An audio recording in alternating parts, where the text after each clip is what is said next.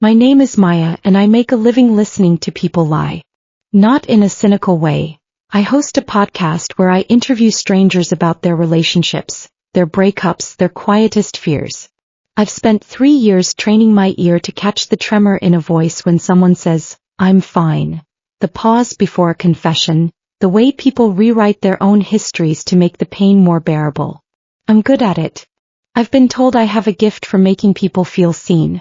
The irony is that I've never been able to see the person right in front of me. Her name is Elena.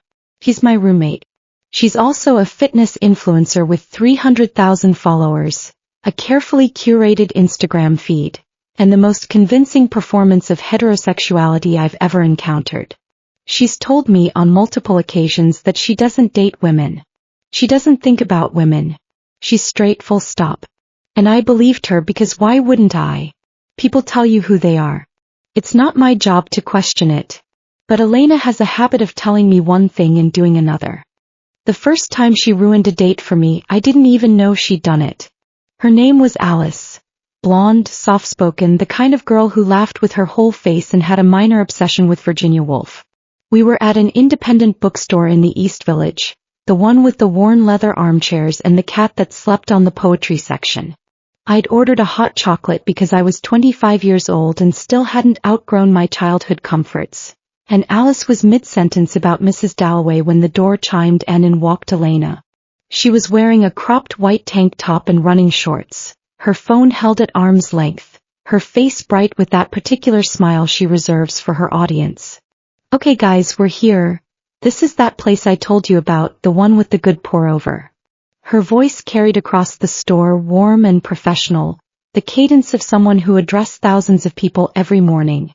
He panned the camera slowly, showing the shelves, the lighting, the cat. Then the frame caught my table. "Wait, is that my roommate?"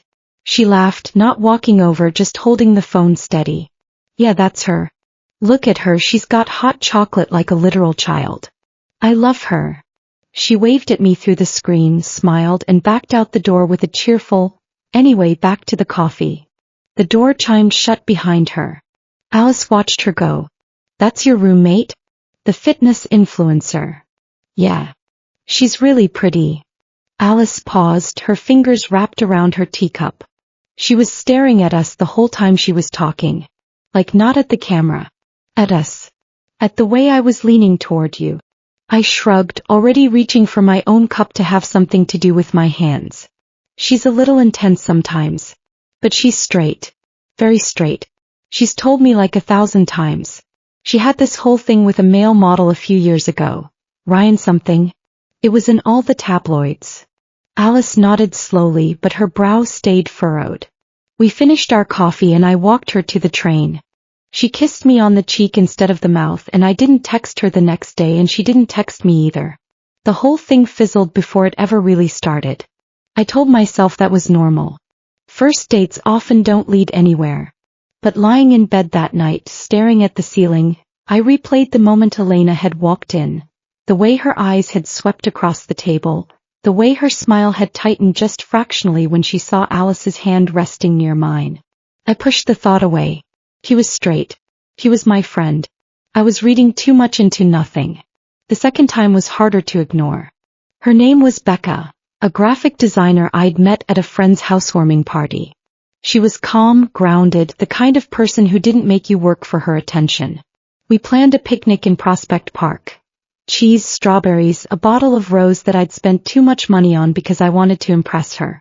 The weather was perfect, the kind of spring afternoon that makes you believe in second chances. We were lying on the blanket, Becca's head on my shoulder, her fingers tracing lazy circles on my arm. I was thinking maybe this could be something real. Something uncomplicated. Something that didn't make me feel like I was constantly deciphering a code. Then I heard Elena's voice. "Morning, everyone." Bright and breathless, the unmistakable cadence of her daily jogging stream. "Beautiful day in Brooklyn. I'm doing my standard 5-miler. It's a little warm so I'm stopping for water." She jogged past our blanket. Not on the path, across the grass, 30 feet away, close enough that I could see the sweat on her temples, the earbuds in her ears, her phone held steady in her hand. She slowed to a walk, pretending to catch her breath, and I saw her glance over. Just once. Her eyes flicked to Becca's hand on my chest, then away. Her jaw tightened. Then she put her earbud back in and ran off without acknowledging me. Becca propped herself up on one elbow. Was that your roommate? Yeah. She was running right past us. We're literally in the middle of the field. There's a path 20 feet away. I shrugged, already feeling the familiar defensiveness rise. She probably didn't even see us. She was in the zone. She definitely saw us. Becca's voice was calm, not accusatory, but certain. Also, I could hear her music from here. It wasn't running music. It was your podcast. The one about attachment styles. She was mouthing the words. I stared at her. You're sure? I'm sure. I have good ears. She paused. Maya, I don't know what's going on with your roommate, but she's not just being friendly. She's tracking you. Or she's just curious about my work. We're friends. We support each other. Becca looked at me for a long moment, then lay back down on the blanket. Okay, she said quietly. If you say so. But the afternoon had shifted. The air felt thicker. Becca didn't reach for my hand again, and when I kissed her goodbye at the train station, she pulled away a beat too soon. I didn't hear from her after that. I couldn't blame her. I wouldn't have called me back either, not after seeing me shrug off something so obvious. I lay awake that night replaying the scene. Elena's run had been too precise, too deliberate. She'd slowed at exactly the right moment, looked at exactly the right spot. And Becca had heard her mouthing my words. My words from my podcast, the episode where I talked about fear of intimacy and how it masquerades as indifference. What was she doing? What was she trying to tell me? He's straight, I reminded myself. She's straight. He told you. You don't get to reinterpret someone's identity just because they're attentive. But the thought sat in my chest like a stone, and it didn't go away. The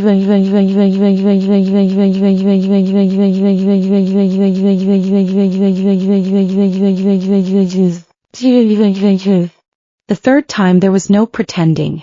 Her name was Rachel, and she was different.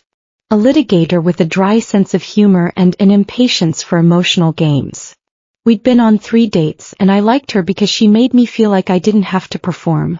She showed up on time, said what she meant, and didn't flinch when I talked about my work. She came over to my apartment on a Saturday evening. I checked Elena's schedule. She had a brand live stream at 8 p.m., and I figured she'd be holed up in her room for hours. I made Rachel tea in the kitchen while she flipped through my vinyl collection in the living room. Everything felt safe. Normal. Then Rachel's phone buzzed. She picked it up, glanced at the screen, and her face shifted, just slightly, just enough for me to notice. She read whatever was on the screen, then looked up at me. Your roommate just went live, she said. She's answering QA. And she's talking about you. I set down the tea kettle and walked over. Rachel turned her phone toward me. On the screen, Elena sat cross-legged on her bed, makeup-free, wearing an oversized hoodie that I recognized as mine. The chat was scrolling so fast I could barely read it, but I caught fragments. Who's the new girl, and is Maya finally dating someone stable, and tell us about her love life? Elena read a question aloud, her voice lilting and fake careless. Is Maya dating someone new? She tilted her head, a parody of thoughtfulness. I mean, she's been bringing a lot of different people around lately. I don't keep track. She's always been restless, you know? Emotionally. I think she just needs to figure out what she actually wants before she drags someone else into it. She said it with a laugh. A sweet, sisterly laugh, like she was teasing a beloved friend. The chat filled with laughing emojis with LL and OMG, and our queen knows everything. I grabbed my phone from the counter and texted her. Are you serious? She didn't look at her phone. She kept answering questions, kept that manufactured warmth in her voice, until Rachel put her own phone face down on the table. I should go, Rachel said quietly. She was already standing, already reaching for her jacket. I think I'm the someone else you're dragging into it. Rachel, wait. No, listen. She met my eyes, and there was no anger in hers, only a kind of tired resignation. You seem great. You really do. But I've been the rebound for too many people who didn't know what they wanted. I don't have the energy for it anymore. And I don't think you want me, Maya. I think you want to want me. That's different. She walked out. The door clicked shut. I stood in my own apartment, the tea water boiling over on the stove, and felt my face burn. I turned off the burner. I walked down the hall. I didn't knock on Elena's door. I opened it. She was still on her bed, phone in hand, chat still scrolling. She looked up and for a second, just a second, I saw something flicker across her face. Guilt. Panic. Then it was gone, replaced by that same easy smile, like she'd done nothing wrong. Hey, I was just... What the hell was that? She blinked. What was what? You just, on your live stream, you told everyone I'm emotionally restless? You made me sound like some chaotic mess who doesn't know what she wants. Elena set her phone down slowly. I was being honest. You do bring different people home. You have been for months. It's not a judgment, Maya, it's an observation. Because you keep scaring them off. That hit. I saw it land. Her jaw tightened just barely, but she didn't drop the act. I don't know what you're talking about. Every single person I've brought near this apartment, you've found a way to interfere. The bookstore. The park. And now you're publicly... My voice cracked. I hated that it cracked. You're publicly making me sound like I don't know what I want. Elena stood up. She was taller than me and she used it now, stepping into my space with that athlete's ease. I was answering a question. Someone asked. I gave my opinion. That's what I do for a living, Maya. I share my opinions. Your opinion, I laughed, bitter and sharp. Your opinion is that I'm a mess. You who spent 2 years in a fake relationship with a male model you never even loved. You who's been lying about your entire life to millions of people. You have no right to judge me. The silence that followed was so loud I felt it in my teeth. Elena's face went pale. Not the performance of pale, but the real thing, blood draining from her cheeks so fast I could almost see it. Her hands were at her sides and I noticed her fingers were gripping the edge of her mattress so hard the tips were white. She opened her mouth. Closed it. Opened it again. That thing with Ryan, she said slowly. It wasn't what you think. Then what was it? I crossed my arms, waiting. Her eyes met mine. There was something in them I'd never seen before. Not guilt, not anger, something raw.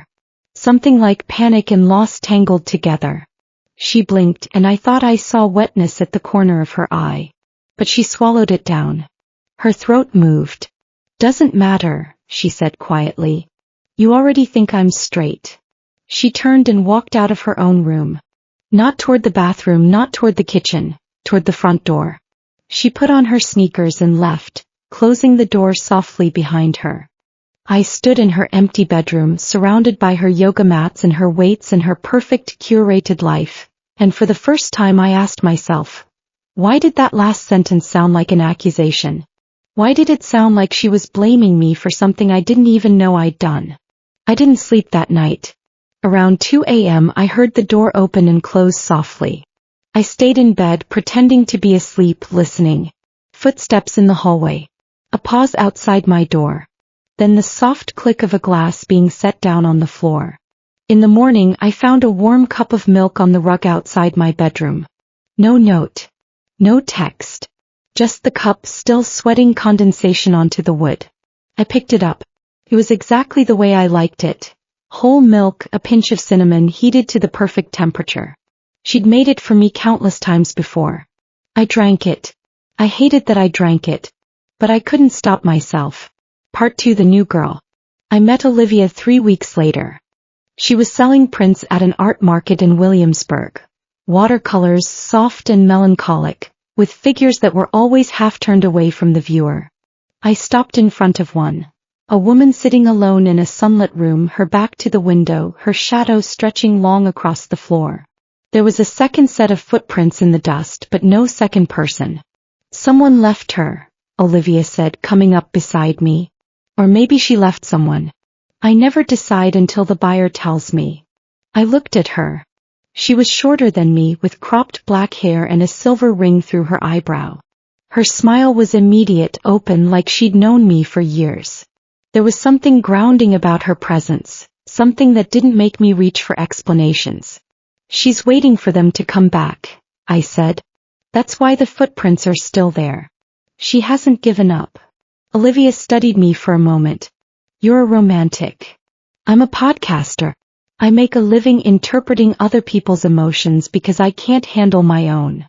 It came out more honest than I'd intended. I didn't know why I'd said it. She laughed. It was the first genuine laugh I'd heard in weeks. I like you. Want to see the rest? We walked through the market together.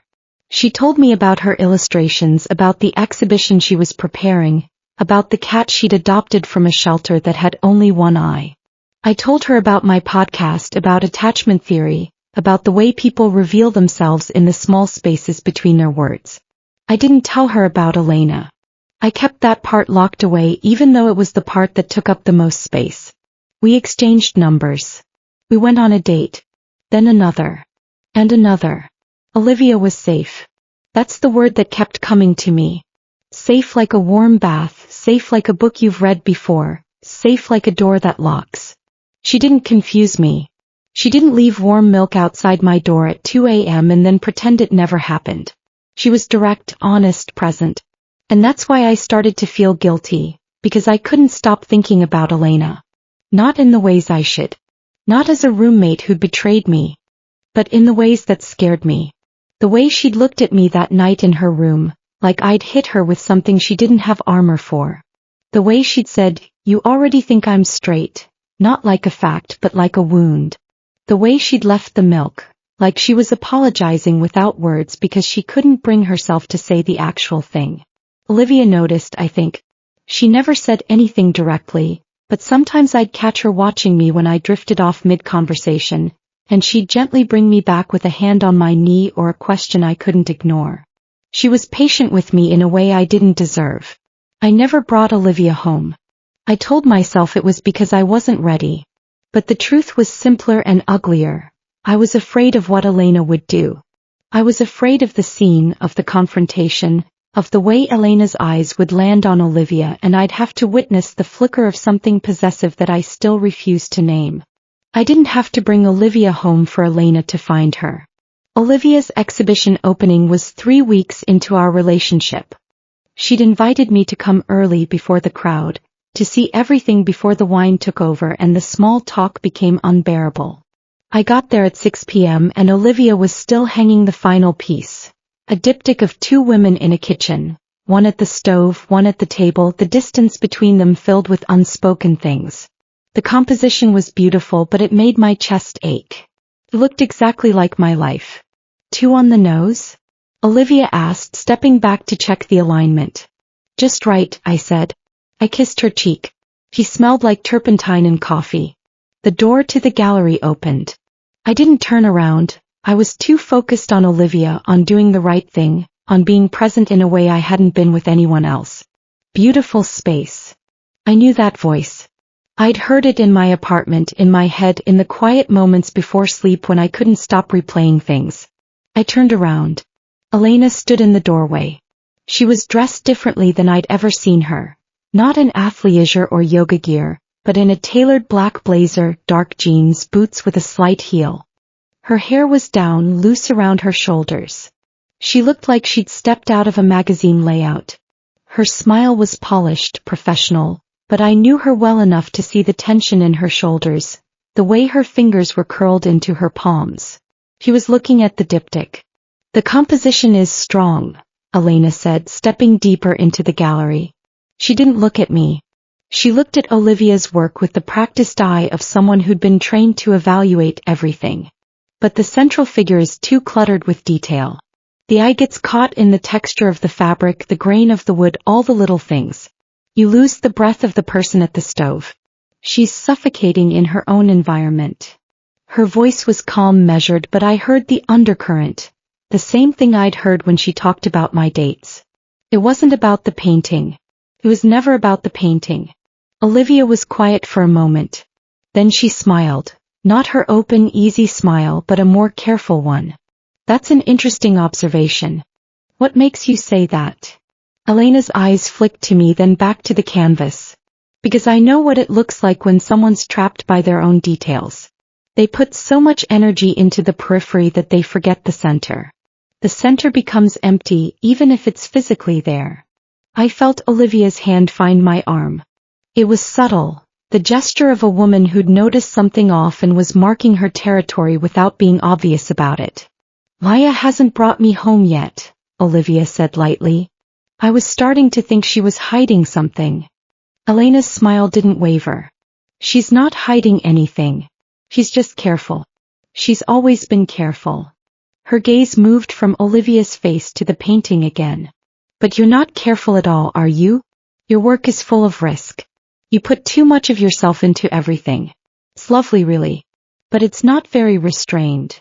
Restrained is overrated, Olivia replied. She was still smiling, but her thumb was tracing circles on my arm now, grounding me.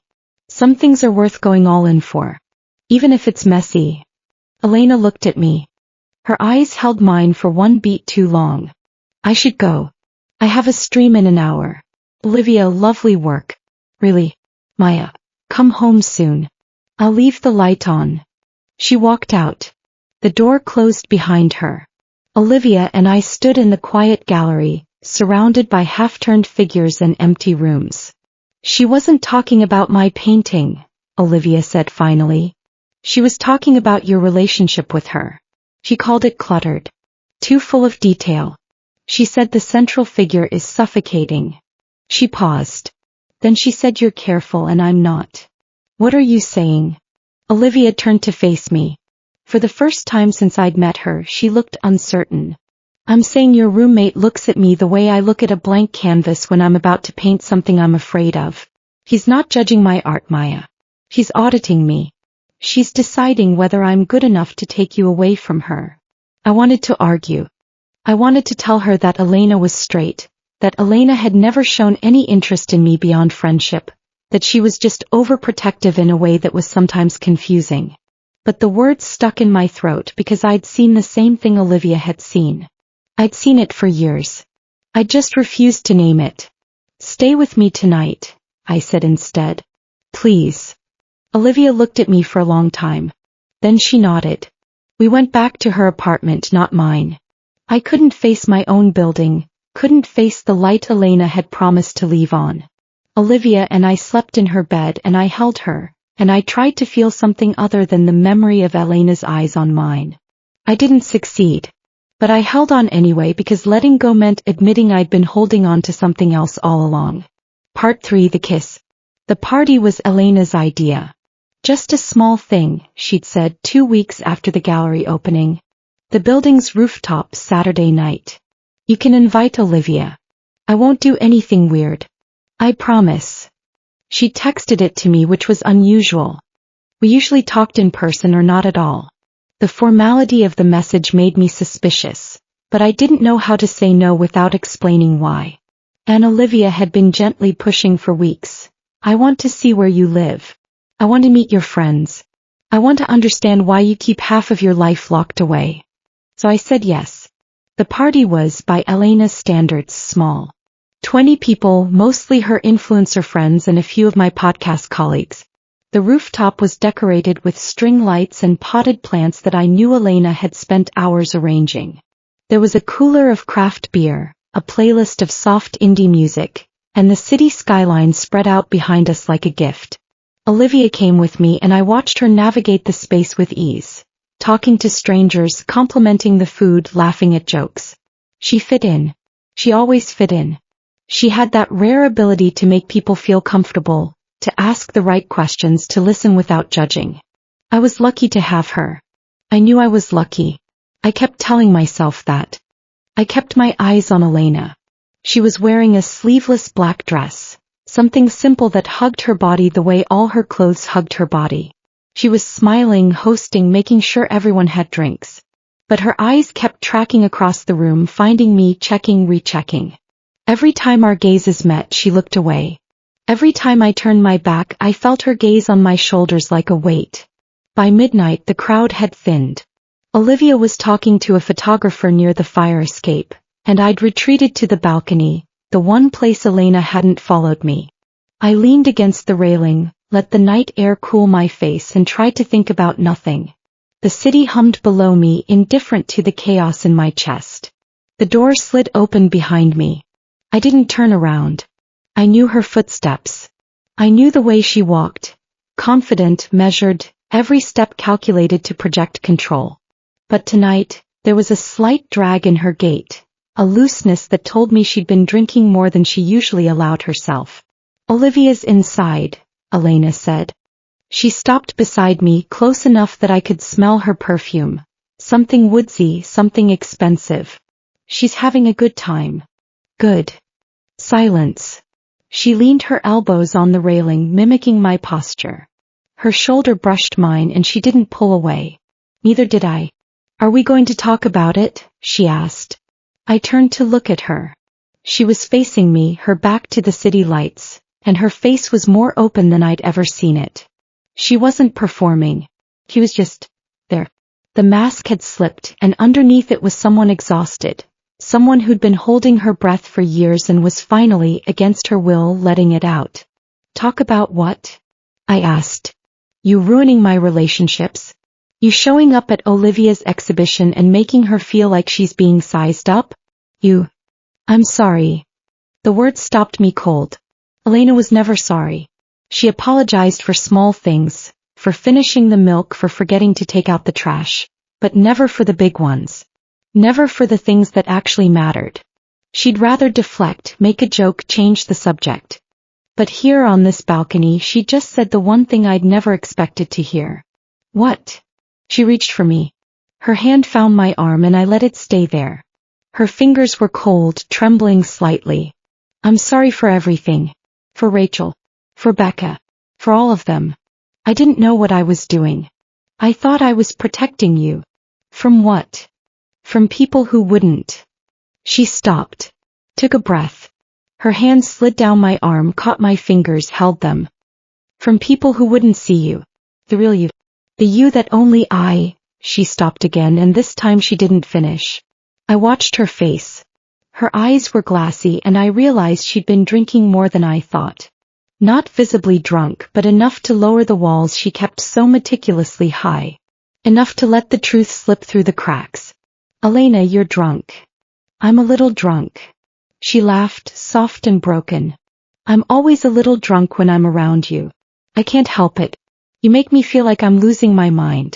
Like everything I've built for myself is just cardboard, and you're the wind that could knock it all down. Olivia doesn't know you the way I do." Her voice was urgent now, quieter, pulling me closer. She stepped into my space, her chest nearly touching mine. "She doesn't know that you laugh with your left side first. That you bite your lip when you're thinking about something you don't want to say. That you hum in the shower when you think no one's listening. I know all of it, Maya. All of it. And I can't..." Her grip on my hand tightened. "I can't watch you be with someone who doesn't know you." My heart was beating so fast I felt it in my throat. "Elena, you're straight. You told me. 1,000 times. You said you don't think about women that way. You said it was just not who you are." Her eyes met mine. There was so much in them. Pain, fear, something that looked terrifyingly like love. The kind of love that had been waiting in the dark for years. Patient and desperate and afraid of its own name. "Did you ever think," she said so quietly I almost didn't hear it, "that maybe I was lying?" Then she kissed me. It wasn't gentle. It wasn't tentative. It was the kiss of someone who'd been holding herself together for so long that she'd forgotten what it felt like to fall apart. Her lips were cold but her mouth was hot, and her hand came up to the back of my head, fingers threading through my hair, and she pulled me against her like she was drowning and I was air. Her other hand found my hip, then slid beneath the hem of my shirt, warm, sudden, skin against skin. Her palm pressed flat against my stomach, then moved upward, her fingers tracing the ridge of my ribs. I gasped against her mouth and she made a sound, something desperate and hungry, and kissed me harder. I felt her thumb brush the underside of my breast. I felt her other hand slide down my back, her fingers pressing into my spine, leaving marks I knew I'd find later. My body arched into hers without my permission. I heard myself make a sound I'd never made before. The city lights blurred around us. The only thing that was real was her mouth, her hands, the way she was holding me like I was the last thing she'd ever hold. And then she pulled away. Like I'd burned her.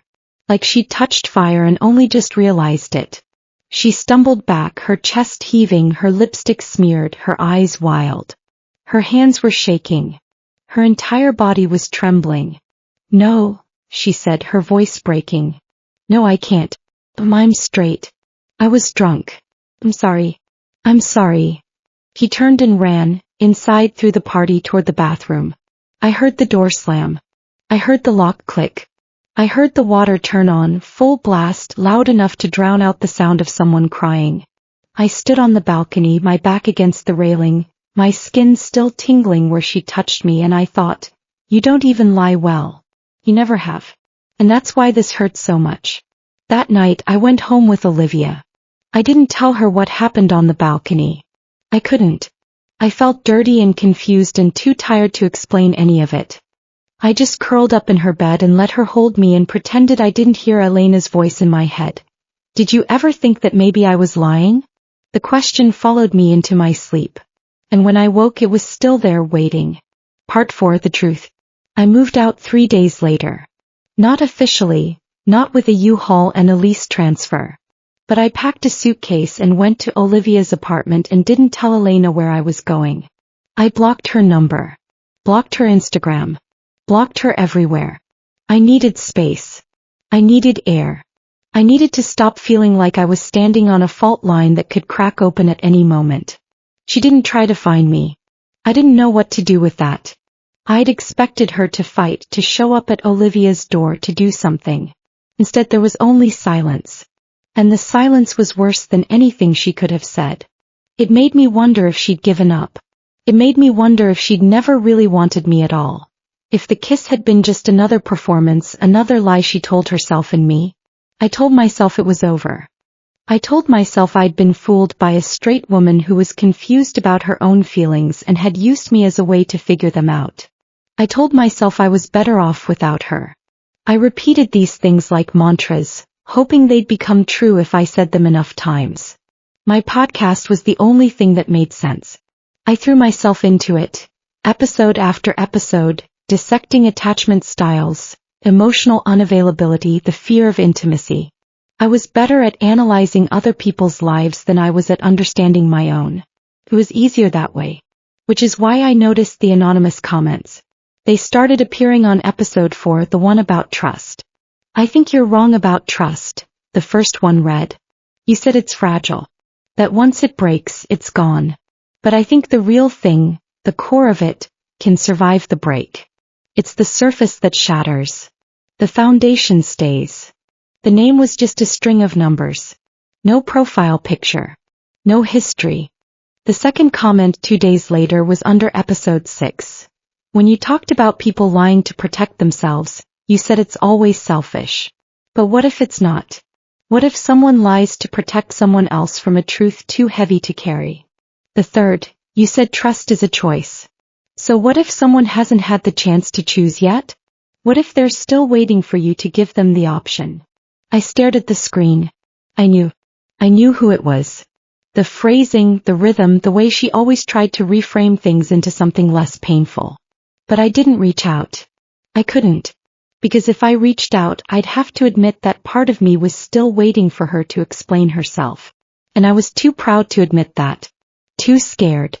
Leo called me 2 weeks after I'd moved out. I'd met Elena's brother a few times. He was younger, 22, a game design intern with the same dark hair and sharp eyes as his sister. But where Elena was guarded, Leo was open. Where Elena was careful, Leo was impulsive. He had that youthful energy that hadn't yet been worn down by the world. He asked me to meet him at a coffee shop near my old apartment. I almost said no. But something in his voice made me pause. A weight I hadn't heard before, a seriousness that didn't match the Leo the first knew. "I have something you need to see," he said. "I've wanted to show you for a long time. Please, Maya. Just come." The coffee shop was quiet, the kind of place that played vinyl and had mismatched chairs. Leo was already there when I arrived. a macchiato untouched in front of him. He slid a second cup toward me as I sat down. She told me to give this to you, he said. She made it. She said you'd know the place. I looked at the cup. It was from my favorite cafe, the one I always went to for my morning coffee. I'd been going there for years, ever since I moved to the city. But I remembered, I'd walked past it yesterday. The sign on the door said closed for renovations. She made this. Leo nodded. She's been making your coffee for months. Ever since you told her you loved that place. She learned how to brew it exactly the way they do. She brings it to you in the morning sometimes, doesn't she? Leaves it outside your door. My hands were shaking. I wrapped them around the cup trying to steady myself. The warmth seeped into my palms and I thought about all those mornings. The cups I'd found on the rug, the ones I'd assumed were from the cafe. The ones I'd drunk without thinking. She puts it in the cafe cups, Leo continued. She buys them in bulk online. She's such a perfectionist, Maya. She wants you to think it's from them. She wants you to think it's easy the way she takes care of you. It's never been easy for her. It's been the hardest thing she's ever done. Leo. Just look at the screen. He pushed his phone across the table. I looked down at the screen and my breath stopped. It was an email chain. 3 years old. From Elena to her then manager. The subject line was Ryan. I scrolled through the messages. The first one was from Elena. I'm not going along with this. I don't care how much money it makes me. I don't care what it does to my career. I'm not pretending to be in love with a man I've never even met. If you can't work with me on this, we're done. The reply from the manager was cold and clinical. You signed a contract. If you don't cooperate, we'll make the story true. We've already got photoshopped images. We've got fake texts. We'll release everything to the tabloids and make you look like a liar. You'll never work in this industry again. And we'll make sure everyone knows exactly why you're really fighting this. Then a final message from Elena, sent hours later. I could picture her typing it, hands shaking, face pale, the same face I'd seen when I'd accused her of ruining my dates. Fine. Do whatever you want with my image. But if you ever mention Maya, if you ever go near her, I will destroy the entire company myself. I will hire lawyers I can't afford and I will fight you until I have nothing left. You can ruin my career. You can ruin my life. But you don't get to touch her. I read the message 3 times. 4 times. I was crying before I finished the 5th. Leo pulled the phone back gently. Ryan sent her an apology text later. He didn't know either. He thought it was a PR stunt. She didn't even meet him until the press conference, and by then it was too late to back out. She's been carrying this alone for years. Her mother, I said. My voice was hoarse. Her mother told her to go along with it. Leo's jaw tightened. Her mother told her that a fake relationship was safer than the truth. That coming out would ruin everything she'd built. Margaret's a PR person herself. She thinks in terms of optics and brand safety. She's been telling Elena for years that being honest about who she is would destroy her career. And Elena believed her because she had no one else to believe. She had me. She didn't think she did. He leaned forward, his eyes intent. She was terrified, Maya. She was terrified that if you found out the truth, that she wasn't straight, that the Ryan thing was a lie, that she'd been pretending this whole time, you'd think everything she'd done for you was fake. That she was just some kind of predator who'd been manipulating you all along. That's insane. Is it? Leo's voice was soft. Hasn't she spent the last 3 years being a perfect roommate? Making you coffee, leaving you notes, driving you to the airport at 4 a.m., picking you up from bad dates? And if all of that turned out to be because she was in love with you and couldn't say it, wouldn't you wonder if she had an agenda? Wouldn't you question every single thing she'd ever done? I pressed my hands to my face. The tears wouldn't stop. Because he was right. I'd had that exact thought, that exact suspicion, every time she'd done something that felt too good to be true. I told myself it was friendship. I told myself it was just Elena being Elena. But underneath it all, I'd been waiting for the catch. She's not the person you think she is, Leo said. She's better. He's so much better. He just couldn't tell you. He didn't know how. And by the time she wanted to, she was in too deep. I looked at the screen one more time. The message was still there. You can ruin my career. You can ruin my life. But you don't get to touch her. She'd been protecting me. All this time. From threats I didn't even know existed. She'd sacrificed her own truth to keep me safe, and I'd repaid her by calling her a liar. No, I said, pushing back from the table. No, I have to. Go, Leo said. She's at the apartment. He's doing a brand live stream. But she'll stop if you ask her to. She'll stop anything for you. I didn't wait for him to finish. I was already running. Part 5, the broadcast. I ran out of the coffee shop, down the street, through the subway station, past strangers who stared at the crying woman with no shoes on. I'd kicked them off under the table, didn't even remember doing it. My feet were bare against the pavement, but I didn't feel the cold. I didn't feel anything except the urgent, desperate need to get to her. I didn't stop until I was standing outside my old apartment building. My breath was ragged. My hands were shaking. I had my key. I'd never given it back. I ran up the stairs for flights and burst through the door. Elena was on the floor of the living room, surrounded by ring lights and tripods, her laptop open, her mic set up. She was midstream. I could see the comments scrolling on the screen behind her, a waterfall of text I couldn't read. She looked up at me and her face went white. Why? I walked into the frame. I didn't think about what I was doing. I didn't think about consequences. I just walked into the frame of her live stream with her 300,000 viewers watching, and I said, "Tell them about Ryan." Elena stared at me. Her mouth opened. No sound came out. I stepped closer. "Tell them, Elena. Tell them the truth." The chat was exploding. I could see it in the corner of my vision. Wave after wave of question marks, of names, of confusion. But I didn't look away from her. I held her gaze and I waited. "Tell them," I said again. "Or I will." She looked at me for a long moment. Something shifted in her face. The walls, the ones she'd spent years building, the ones she'd perfected to protect herself from the world, they cracked.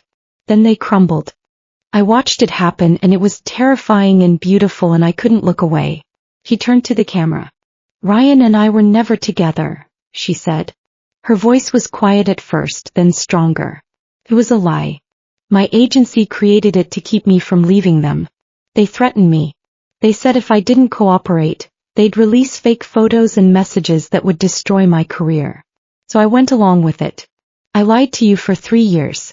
I lied to everyone. I lied to myself." The chat was going insane. I could feel the energy in the room, the weight of what she was saying.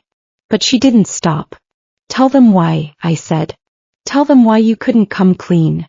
Elena closed her eyes. When she opened them, they were wet. "Because I didn't want Maya to find out," she said. "I didn't want her to know that I'd been pretending this whole time. I was afraid she'd think everything I did for her was fake. Every coffee I made, every ride I gave her, every night I stayed up listening to her talk about her life.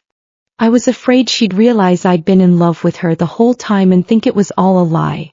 I was afraid she'd hate me." The last word came out as a sob. She covered her face with her hands and the camera caught it all. Every broken piece of her unraveling. The mask was gone. There was nothing left but the truth. "Maya," she whispered through her fingers. "I'm sorry. I'm so sorry. I never meant to hurt you. I never meant to lie to you. I just couldn't lose you." I stepped forward. I took her hands, pulled them away from her face and made her look at me. "Do you mean it?" I asked. "All of it? The coffee, the rides, the late nights. The way you always left milk outside my door when you'd hurt me. The way you remembered how I'd take my eggs. The way you showed up at my dates just to watch me. All of it. Was any of it real?" She was crying openly now, tears streaming down her face, the careful composure of her public life completely obliterated. "All of it," she said. "All of it was real. Loving you was the only real thing I've ever had. The only thing I've ever been sure of." I reached for her and pulled her into my arms, right there in the middle of her live stream with the ring lights still glowing and the camera still recording. I held her while she sobbed into my shoulder, while the chat scrolled past, while the world she'd built collapsed around us. It was the first time I'd ever held her without holding back. "Turn it off," I said. She reached over and closed the laptop. The room went quiet.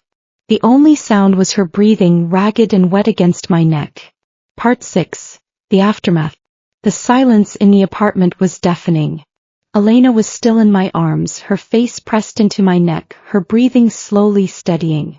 I held her like I'd never let go. And for a long time neither of us moved. The ring lights hummed softly, still glowing, and the city sounds filtered in through the window. Distant sirens, traffic, the ordinary noise of a world that had no idea what had just happened in this room. Then her phone started vibrating. And vibrating. And vibrating. 100 messages, 1,000, all pouring in at once. She didn't look at them. "I ruined everything," she said finally, her voice muffled against my shoulder. "My career. My reputation. Everything I worked for. My mother's going to kill me." Shoo. I was supposed to be a brand, Maya. I was supposed to be safe. Uncontroversial. I was supposed to be what everyone wanted. Instead, I'm just a liar. "No," I said firmly. "You're not a liar. You're someone who was backed into a corner and did what she had to do to survive. That's different." She pulled back just enough to look at me. Her face was a mess. Smudged mascara, red eyes, swollen lips. She'd never looked more beautiful to me. "I want you," she said. "I've always wanted you. That's the only thing I've ever been sure of." I kissed her. This time it wasn't desperate. It wasn't a confession or a question. It was just a kiss, warm and slow and certain. She made a sound against my mouth, relief maybe or surprise, and I felt her hands find my waist, my back, pulling me closer. We stayed like that, tangled on the yoga mats, surrounded by the debris of her professional life, and for the first time in years, neither of us was pretending. The fallout was brutal. Elena lost 300,000 followers in 3 days. The brand deals disappeared one by one. Emails from PR reps, terse and formal, thanking her for her service and wishing her the best. The comments on her last post were a war zone. Half supportive, half vicious. She told me she didn't care, but I saw the way she looked at her phone when she thought I wasn't watching. I saw the way she flinched every time it buzzed. I found her in the kitchen at 2 a.m. staring at nothing. A glass of water sat untouched in front of her, the ice long melted. "Can't sleep?" I asked. She shook her head. I sat down beside her. "Want to talk about it?" "I became everything my mother told me not to be," she said quietly. "I told the truth. I ruined my career. And now I have nothing. You have me." She looked at me and something in her face softened. But the grief was still there, heavy and dark. "Your podcast," she said. "They're saying horrible things about you too. I saw the comments. They're calling you a publicity hound. They're saying you manipulated me into coming out. They're saying..." "Let them say whatever they want. It's not fair, Maya. You didn't do anything. You didn't ask for any of this. You just walked in and tried to save me, and now they're tearing you apart too." I took her hand. "Neither did you. You survived. That's different. That's not something you should have to apologize for." She turned her face into my shoulder and I felt her body shake with silent sobs. I held her until the sun started to rise, until the first gray light filtered through the blinds, until her breathing finally evened out into sleep. The turning point came 2 weeks later. Elena's account had stabilized. She'd lost the corporate sponsors, but she'd gained something else. A community of people who'd come out after watching her stream. A flood of messages from other influencers, other public figures, thanking her for her honesty. The loyal fans had stayed. And slowly, quietly, new ones had arrived. People who saw something of themselves in her story. But the biggest shift happened on a Saturday morning, when Margaret showed up at the apartment. I opened the door and there she was, Elena's mother, impeccably dressed in a cream blazer and tailored trousers, her hair pulled back in a severe bun. She looked like she'd stepped out of a boardroom, which she probably had. Her face was unreadable. "Where is she?" Margaret asked. I stepped aside. In the living room, Elena was curled on the couch, scrolling through her phone. She looked up when her mother walked in and her face went pale. Mom. Margaret didn't sit down. She stood in the center of the room, her arms crossed, her eyes fixed on her daughter. Do you have any idea what you've done? Elena's jaw tightened. I told the truth. You told the truth. Margaret's voice was cold, but I heard the tremor underneath it. You told the truth on a live stream watched by hundreds of thousands of people. You tanked your career. You became a cautionary tale. You... Mom, stop.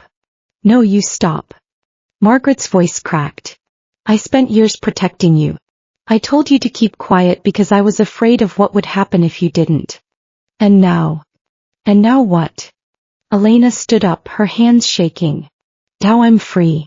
I don't have to pretend anymore. I don't have to lie about who I am just to make you comfortable. Margaret stared at her. For a long moment no one spoke. Then Margaret did something I didn't expect.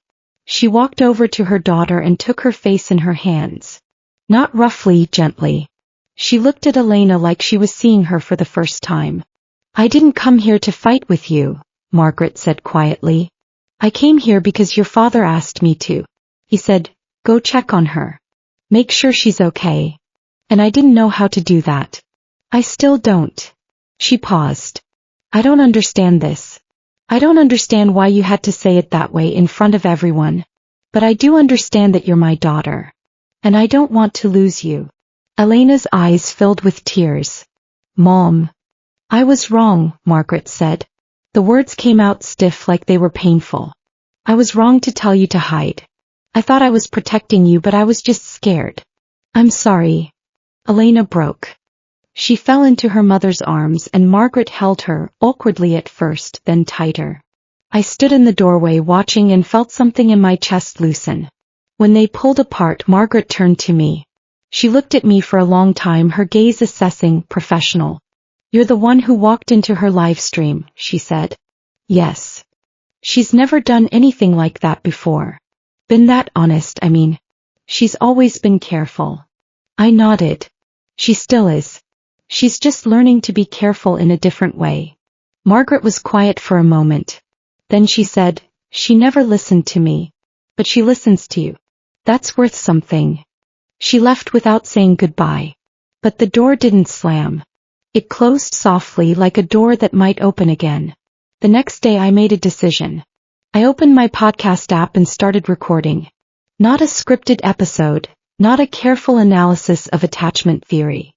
Just me sitting alone in my apartment talking into the mic. Hi, this is Maya. Some of you know me as the host of this podcast. Some of you know me as the woman who made Elena come out on live stream. I'm not here to explain that. I'm here to tell you the truth. I've known Elena for 2 years. She's been my roommate, my friend, and, unbeknownst to me, the person I was falling in love with. She didn't tell me how she felt. She lied about who she was. She let me believe she was straight because she was terrified that if I knew the truth, I'd think everything she'd done for me was fake. She was wrong. But I was wrong too because I never gave her a reason to trust me. I never said, tell me the truth. I can handle it. I'll still be here. So this is me saying it now. To Elena and to everyone else who's been pretending to be someone they're not. The truth is scary. But the lying, the loneliness of it, that's worse. I know. I was lonely for 2 years and the woman I was lonely for was sitting right next to me the whole time. I paused. Then, Elena, if you're listening to this, come home. I miss you. I published the episode that afternoon. Part 7. The Invitation. Elena showed up at my door 3 hours later. I opened it and she was standing there, her hair pulled back, her face bare, her eyes wide and damp. She was wearing an old hoodie. My hoodie, the one she'd borrowed months ago and never given back. I heard your podcast, she said. Did you like it? I cried through the whole thing. Good. That was the idea. She laughed, a wet, startled sound, and then she stepped forward and kissed me. It was soft, unhurried, the kind of kiss that said I'm not going anywhere. Your mother called, I said when we broke apart. Elena winced. What did she say? She said you've been a terrible disappointment to her. I paused. And then she asked me to take care of you. Elena stared at me. She didn't. She did. She also said she's coming to visit next month. She wants to meet me properly. Oh God. It's fine. I'm good with mothers. I'm a podcaster. I make people feel heard and then I ask them invasive questions. Elena laughed again and I felt something unclench in my chest. She was still here. He was still real. The weight that had been pressing on me for weeks. The fear that she'd disappear, that she'd retreat back into her carefully constructed shell. It lifted just a little. I have an idea, I said. A new episode. For the podcast. What? An interview. With you. The first time you've talked about this stuff on the record. Your story, your words. No editing, no filters. Just you. She looked uncertain. Who's going to listen to that? It's just my story. I'm not famous anymore. Not in the same way. You're famous to me. She reached for my hand, laced her fingers through mine. You're impossible. I know. That's why you love me. The recording session was a disaster. She forgot to mute her phone and it buzzed 3 times during the intro. She tripped over the mic cord and almost took down a light stand. She froze twice, mid-sentence, forgetting where she was in the story. She kept looking at me like she was waiting for me to tell her she was doing it wrong. And then she stopped altogether. This is stupid, she said. I'm stupid. Why are you making me do this? Because it matters, I said. Because your story matters. Because when you tell it, someone else is going to hear it and feel less alone. Because you've been silent for too long, and the silence has been hurting you more than the truth ever could. She looked at me for a long time. Then she nodded and sat back down. We recorded for 3 hours. She told me everything. The threats from the agency, the fake relationship, the years of pretending. She told me about the night she'd kissed me on the balcony, how she'd felt like she was standing on the edge of a cliff and the only thing waiting below was the truth. She told me about Leo, about her mother, about the weight of carrying a secret so heavy it had bent her spine. She told me about the coffee she'd made every morning, pretending it was from the cafe just so she could see me smile. And when she was done, she looked at me with tears in her eyes and she said, "Thank you for letting me choose you. I've never gotten to choose anything before. I've always been chosen for me by other people. But you just waited. You didn't push. You let me get there on my own." I reached over and squeezed her hand. "All right," I said, looking at the mic. "I think that's a wrap." Part 8. The morning after. The episode went viral. Not because of Elena's celebrity, she'd lost most of that, but because of her honesty. Comments poured in, thousands of them, from people who'd been through the same thing, who'd hidden themselves for years, who'd been too afraid to say the words out loud. Parents wrote in to say they'd listened with their children. Teachers wrote in to say they'd played it for their students. Strangers wrote in to say thank you. Elena and I read them together, sitting on my couch, our legs tangled, a bowl of popcorn between us. She cried again. I pretended not to notice, but I held her hand the whole time. "I want to do more of this," she said finally. "Not the fitness stuff. Not the branding. This living. Real stuff. Like what you do. Then do it. You'll help me." I kissed her forehead. "I'll help you with everything." We moved in together officially 3 months later. Not as roommates but as something else. Something we were still learning how to name. We found a new apartment. A smaller one with a kitchen that had a window and a bedroom that faced east. Elena's old place felt too heavy, too full of the person she used to be. We needed a clean start. I learned that Elena cooked eggs badly. She burned them every single time, smoked out the kitchen, set off the fire alarm 3 mornings in a row. But she made up for it with coffee, perfect dark the way I liked it. She still left it outside the bedroom door sometimes, even though she could have just handed it to me. "Your eggs are still burnt," I said one morning, poking at the charred remains on my plate. "They're not burnt. They're crispy. They're charcoal." He kissed my cheek. "You love me anyway." I sighed. "Unfortunately, yes." She grinned and I felt it in my chest, the same thing I'd felt the first time I'd heard her voice outside my door. The same thing I'd felt when she'd left warm milk in the hallway. The same thing I'd felt when she'd kissed me on the balcony and then run away. It was finally, mercifully allowed to be real. A month later, I recorded another episode. Elena was in the booth with me, her fingers nervously tapping the table. "What's this one called?" she asked. "The Roommate Who Wasn't," I said. "It's a love story. Ours. Ours." She reached over and took my hand. "Okay," she said. "Let's tell it." We told it together. The whole messy, complicated, impossible thing. We told it for the people who were still hiding, for the ones who were too afraid to speak, for the ones who were waiting for someone to show them that the truth, however terrifying, was still better than the silence. And when we finished, Elena leaned over and kissed me right there in front of the mic. "Was that for the podcast?" I asked. "No," she said. "That was for me." I laughed. She laughed. And then we did it again just to be sure. Epilogue. The door that wasn't locked. 6 months later we had a routine. I'd wake up first, make the coffee, her coffee still perfect, and bring it to her in bed. She'd open one eye, grumble about the light, and then smile when she saw the cup. "You're spoiling me," she'd say. "Someone has to." She'd sit up, take the cup, and I'd sit beside her. We'd talk about nothing, what we had to do that day, what we wanted for dinner, whether the cat we'd adopted, a one-eyed stray that Olivia had found, had knocked anything off the counter yet. Ordinary things. Precious things. I never forgot what she'd said on the live stream, the way her voice had cracked when she told the world the truth. I never forgot the look on her face when she'd said, "Loving you was the only real thing I've ever had." I carried it with me like a talisman. One morning I woke up and she was already gone. I panicked for a second. That old fear, the one that said she'd leave, that all of this was temporary.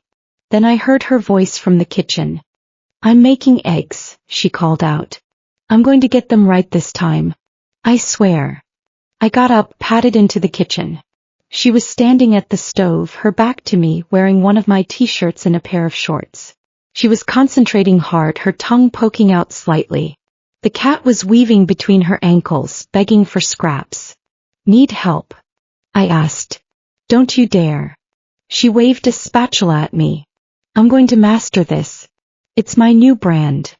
"Your brand?" "Yeah. Elena. Non-straight, egg adjacent." I laughed so hard I nearly choked. Egg adjacent. It's a work in progress. But it's more real than fitness influencer, isn't it? I walked over and wrapped my arms around her from behind. She leaned back into me and I rested my chin on her shoulder. "Perfect," I said. "The eggs aren't done yet." "Not the eggs. You." She turned her head and kissed my cheek. "Sap. Takes one to know one." The eggs turned out slightly burnt. She was furious. I ate them anyway because they were made by her for me, and that was the only thing that mattered. Later that morning she did her first solo livestream in months. Not a fitness stream, not a brand deal.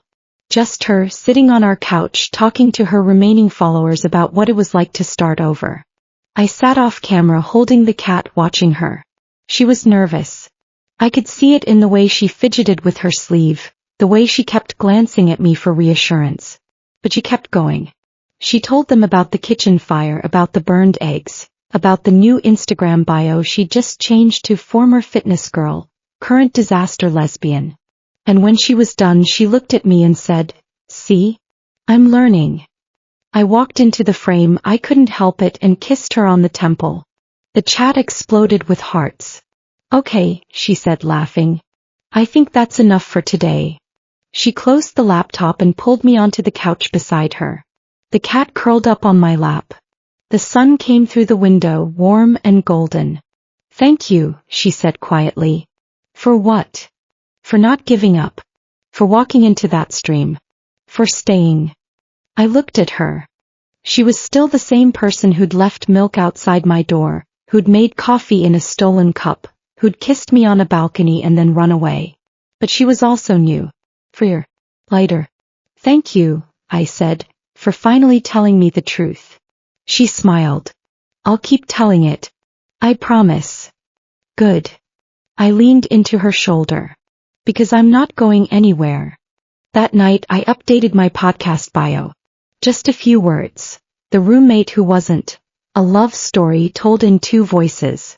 She posted it on her social media and thousands of people clicked.